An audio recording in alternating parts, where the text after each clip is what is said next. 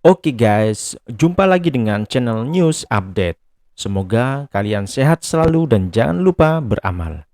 Oke, kita langsung ke pokok pembahasan sebuah kasus kriminal.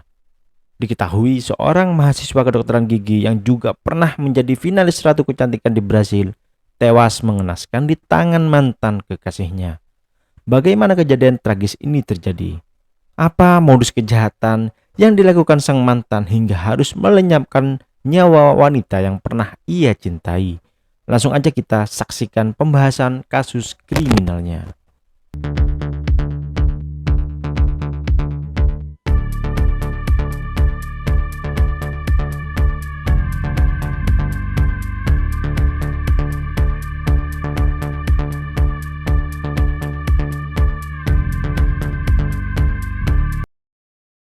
Di sebuah kota kecil yang bernama Manicor terletak di provinsi Amazonas, Brazil. Tanggal 26 Februari 1998 lahirlah seorang gadis cantik yang bernama Kimberly Karen Mota de Oliveira. Ia anak bungsu dari 3 bersaudara. Setelah Kimberly menamatkan sekolah tingkat menengahnya, dia mengejar cita-citanya untuk menjadi dokter gigi.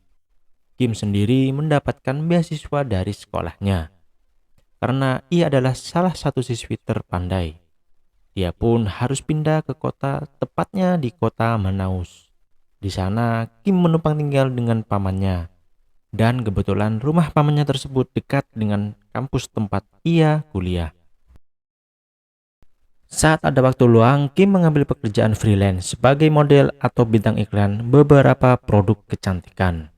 Kimberly yang memiliki wajah cantik dan bentuk tubuh yang ideal sudah pasti banyak menarik perhatian banyak orang. Tak lama berselang, salah satu teman baiknya mendaftarkan Kimberly untuk mengikuti kontes kecantikan Miss Manicure. Tanpa disangka, dia berhasil memenangkan kontes tersebut dan dipilih mewakili kota kelahiran Manicure untuk berlaga di kontes kecantikan Miss Amazonas yang akan diselenggarakan beberapa bulan ke depan. Singkat cerita, Kim belum bisa menjadi juara di Miss Amazonas dan hanya berhasil meraih finalis peringkat ke-6. Kim pun merasa sangat senang karena bisa mendapatkan banyak pengalaman baru. Dia juga bertekad akan ikut bersaing lagi di kontes kecantikan Miss Amazonas yang diselenggarakan tahun depan. Januari 2020. Malam itu, Kimberly menghadiri acara ulang tahun salah satu teman baiknya. Di sana, Kim berkenalan dengan seorang pria yang juga merupakan tamu di malam itu. Pria itu bernama Rafael Fernandez Rodriguez. Rafael saat itu berusia 31 tahun. Dia seorang analis di pengadilan negeri setempat. Dan penghasilannya yang lumayan membuat Rafael dapat hidup serba berkecukupan. 1 bulan kemudian, Februari 2020, Kim dan Rafael resmi menjadi sepasang kekasih. Saat itu, Kim juga menegaskan bahwa dirinya belum siap menjalin hubungan yang lebih serius karena masih banyak cita-cita yang belum dia raih sebelum memutuskan untuk berkeluarga. Saat itu Rafael meyakinkan Kim bahwa ia akan selalu mensupport segala keinginannya dan menerima keinginan Kim itu. Singkat cerita, beberapa minggu kemudian setelah mereka jadian, Rafael mulai memperlihatkan sifatnya yang posesif. Setiap kali mereka bertemu, ponsel Kim selalu diambil dan diperiksa oleh Rafael. Rafael ingin memastikan kekasihnya itu tidak berselingkuh. Karena perlakuannya itulah Kim mulai merasa tertekan dan tidak nyaman.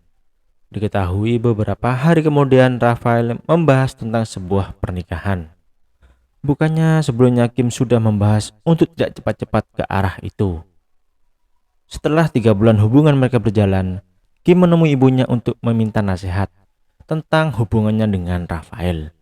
Dan akhirnya Kim pun mengambil keputusan bahwa ia akan mengakhiri hubungannya dengan Rafael. Ternyata Rafael bisa menerima keputusan yang sudah diambil Kim tersebut. Kimberly pun sangat lega karena Rafael dapat menerima keputusannya. Dan mereka berdua pun memilih untuk tetap berhubungan namun sebatas teman baik. 10 Mei 2020, tepatnya 2 hari setelah Kim dan Rafael berpisah. Pagi itu merupakan hari ibu, dan Kimberly menelepon ibunya untuk mengucapkan terima kasih karena telah merawatnya hingga tumbuh menjadi wanita dewasa yang mandiri. Di sore harinya, Kim memberitahu pamannya bahwa dia akan pulang agak malam karena dia ada acara di rumah temannya. Kim juga meminta pamannya agar pintu rumah tidak dikunci, supaya dia bisa masuk tanpa harus membangunkan anggota keluarga lainnya. Keesokan harinya, paman Kim tidak mendapati Kimberly di kamarnya. Pamannya pun mulai khawatir karena Kim semalam berjanji untuk pulang. Karena menurut pamannya jika Kim menginap dia pasti memberi kabar. Namun saat itu Kim tidak memberinya kabar. Hingga menjelang siang, pamannya belum juga mendapat kabar keberadaan Kim. Dia juga menghubungi ponsel Kim namun sekarang sudah tidak aktif. Pamannya itu pun berinisiatif mendatangi apartemen Rafael untuk menanyakan keberadaan keponakannya tersebut. Namun di apartemen itu dia tidak menemukan Rafael karena apartemen itu kosong. Paman Kim pun melaporkan keponakannya yang menghilang tanpa kabar. Kepolisian yang mendapatkan laporan itu pun segera melakukan investigasi. Sampai keesokan harinya, kepolisian mendapat informasi bahwa Kim terakhir kali terlihat bersama Rafael. Kepolisian pun mendatangi apartemen Rafael. Setelah mengetuk pintu berkali-kali dan tidak ada tanggapan, mereka akhirnya mendobrak pintu apartemen. Setelah berada di dalam, kepolisian menemukan jasad Kimberly Mota yang sudah dalam keadaan terbujur kaku di lantai kamar tidur. Ditemukan beberapa luka tusukan pada bagian leher. Dari hasil otopsi pihak kepolisian, mereka menyatakan Kimberly telah meninggal dunia sekitar 2 hari yang lalu. Meskipun demikian, tidak terdapat bukti kekerasan seksual pada tubuh korban. Kimberly yang saat itu berusia 22 tahun dinyatakan meninggal.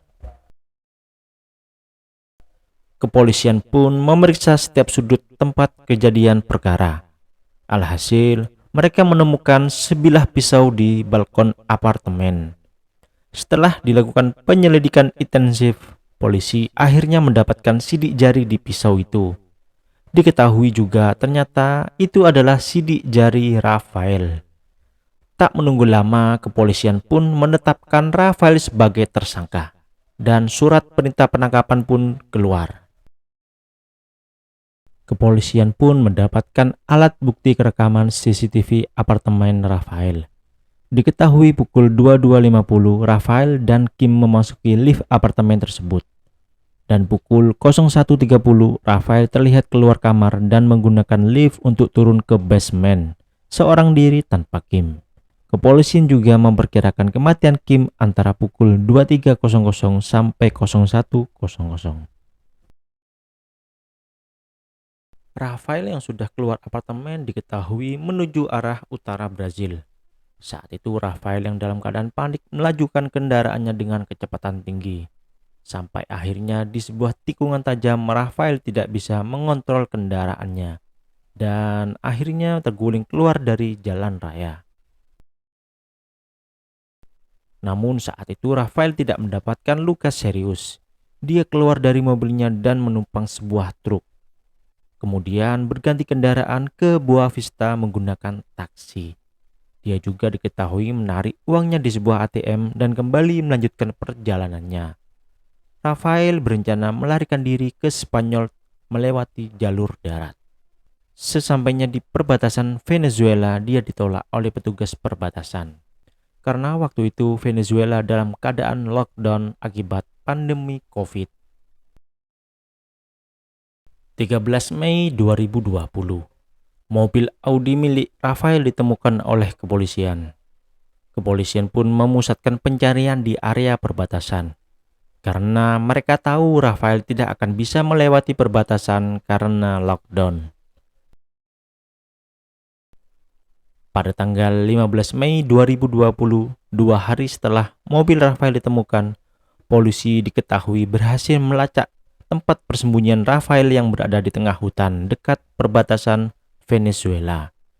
Kepolisian pun melakukan pengepungan di gubuk tempat Rafael sembunyi. Saat itu diketahui Rafael membayar beberapa warga lokal untuk melindungi dirinya. Dan benar saja, saat polisi melakukan penggerebekan di sana, warga lokal yang telah disewa oleh Rafael melakukan perlawanan. Namun hal itu percuma, karena polisi gabungan sudah mengepung mereka. Dan Rafael pun ditangkap tanpa perlawanan di sebuah gubuk kecil. Tertangkapnya Rafael pun menjadi berita trending di Brazil. Diketahui ayah Rafael yang bernama Milton Rodrigues, 60 tahun, ditemukan tewas bunuh diri di jalur kereta api cepat.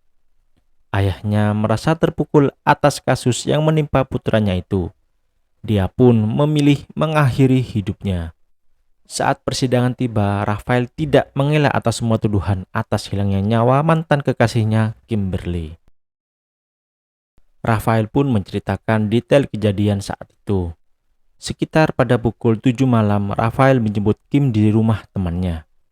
Itu sesuai dengan bukti CCTV yang kita lihat ini. Kemudian Rafael mengajak Kim untuk makan malam dan berlanjut mampir sebentar ke apartemen Rafael. Saat berada di dalam apartemen, Rafael mengecek handphone milik Kim. Saat itu dia berada di toilet. Ternyata di handphone itu ada beberapa pesan WhatsApp dari teman pria Kim yang membuat Rafael naik pitam. Rafael pun menuduh Kim mempunyai pria lain, dan mereka pun bertengkar hebat malam itu. Dan akhirnya pembunuhan itu pun terjadi. Rafael sempat berencana untuk membuang mayat Kim untuk menghilangkan jejak. Namun karena banyaknya CCTV di apartemennya, ia mengurungkan niatnya itu dan berencana untuk kabur ke Spanyol. 28 Oktober 2021. Sidang kedua Rafael. Hakim menyatakan Rafael bersalah. Dia didakwa atas pengambilan nyawa orang lain tingkat 2 dan dijatuhi hukuman penjara 14 tahun lamanya. Setelah mendengar putusan sidang itu, Ibu Kimberly diketahui meninggal dunia. Ibu Kim sudah tidak memiliki semangat hidup setelah kepergian putri kesayangannya itu. Itulah sedikit cerita kasus kriminal Rafael Fernandez Rodrigues. Dia telah menghilangkan nyawa orang terkasihnya. Kasus ini mengajarkan kita untuk tidak berlebihan dalam hubungan asmara. Karena sesungguhnya hal yang berlebihan itu tidaklah baik. Oke guys, dukung terus channel ini, share video ini, dan jangan lupa klik tombol subscribe-nya.